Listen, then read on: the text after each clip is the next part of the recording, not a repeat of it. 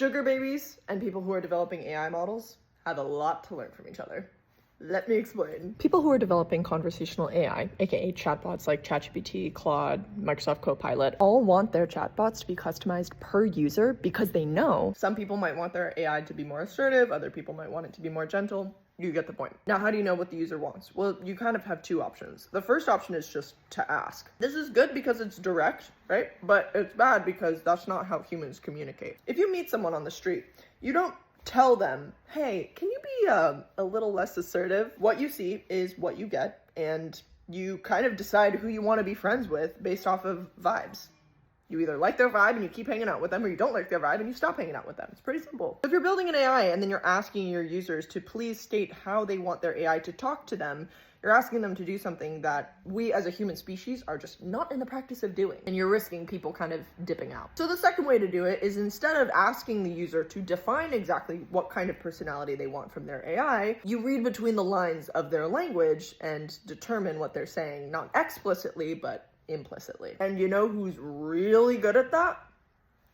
Escorts and sugar babies. I got dinner with a good friend last night who's been a sugar baby for over 5 years. She basically goes on dates with people for money. She's a professional companion, if you will. And she was explaining to me that one of the main aspects of doing her job well is that when she meets a new client, to basically gauge as quickly as possible who they want her to be. Some guys just want a girl who kind of dotes after them and listens. Others might want someone who's a little bit more feisty and makes them feel young and dangerous. And the way that she told me she figures all of that out is based on their language. What he says, how he says it, and also, I thought this was really interesting, what he doesn't say. So the example that she gave is like, let's say, for example, you have a client who you know for a fact is married, but they're not talking about their husband or wife. Okay, what does that tell you about that person?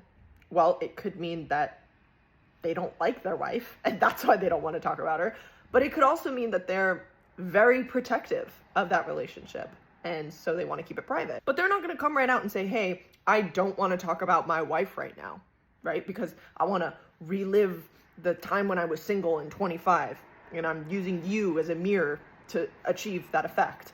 They're not going to say that. It's the sugar baby's or the escort's job to read between the lines. So if I were developing a conversational AI chatbot right now, I would be lining up conversations with these women, because these women understand how to read between the lines better than anybody else on the face of the earth, and nobody can convince me otherwise. How's that for a hot take?